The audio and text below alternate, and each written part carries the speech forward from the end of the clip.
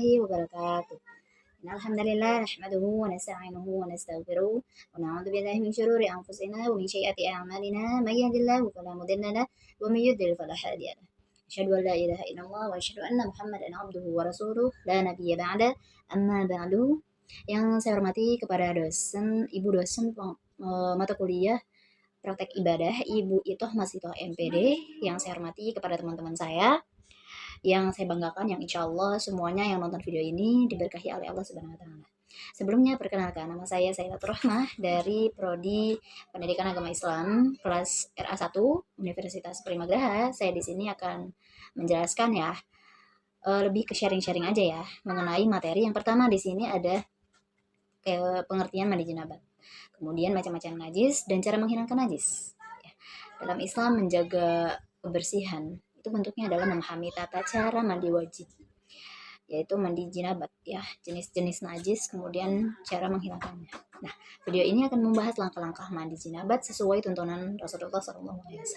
Nah, mengenali macam-macam najis yang sering kita jumpai, kemudian serta bagaimana cara kita membersihkannya agar ibadah kita tetap sah. Ya, mari kita pelajari bersama agar lebih mendekatkan diri kepada Allah SWT. Yang pertama di sini mandi jinabat. Mandi jinabat itu mandi wajib yang dilakukan untuk menghilangkan hadas besar. Nah, biasanya setelah seseorang keluar air mani, sperma, baik karena mimpi basah atau hubungan suami istri. Selain itu kayak mandi wajib juga bagi perempuan ya, kayak setelah selesai haid ataupun nifas. Nah, jadi intinya mandi jinabat ini dilakukan biar tubuh kembali suci ya, dan kita bisa menjalankan ibadah seperti sholat, puasa atau ibadah lainnya. Nah, saya di sini memaparkan materi di dalam buku fikih sunnah karya Said Sabiq yang dijelaskan kalau mandi jinabat itu rukun dan sunnahnya ada. Nah, rukunnya cuma 2, niat dan membasuh seluruh tubuh ya dengan air bersih. Tapi kalau mau lebih sempurna ada sunnahnya seperti mencuci tangan dulu, membersihkan bagian tubuh yang najis, wudhu sebelum mandi, terus menyela-nyela rambut atau jenggot yang buat yang punya lah ya ini. Nah, semua itu biar sesuai dengan pembelajaran yang Rasulullah kasih ke kita ya, biar sesuai sama tuntunan Rasulullah SAW. Kemudian ada macam-macam najis. Kalau ngomongin najis dalam Islam ada beberapa macam yang perlu kita tahu. Najis ini penting banget dipahami karena kalau nggak bersih dari najis, ibadah kita itu nggak akan sah secara umum. Nah, secara umumnya itu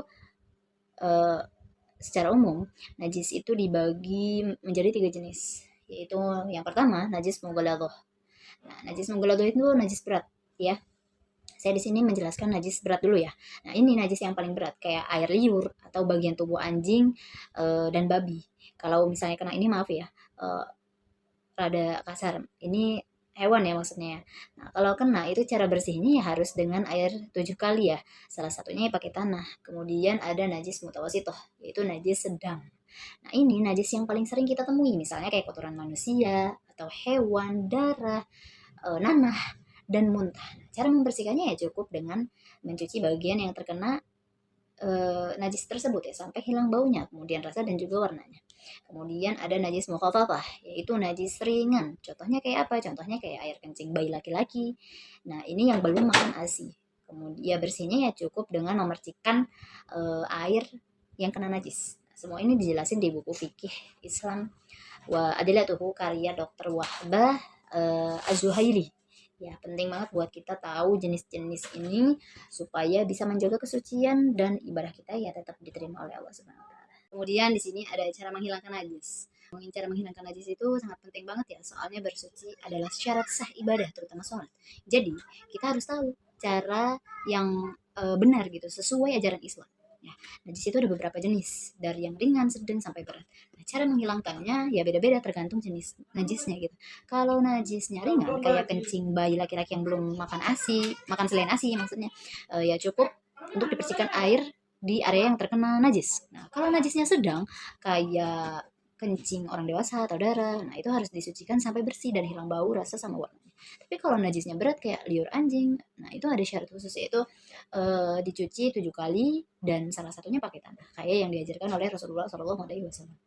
Nah, referensi lengkap dari ini ya tentang ini bisa ditemukan di buku fikih Al-Islami wal Adilatuhu, ini karya Dr. Wahbah Al-Zuhaili. ya, yang dijelaskan tadi juga dari Dr. Wahbah Az-Zuhaili.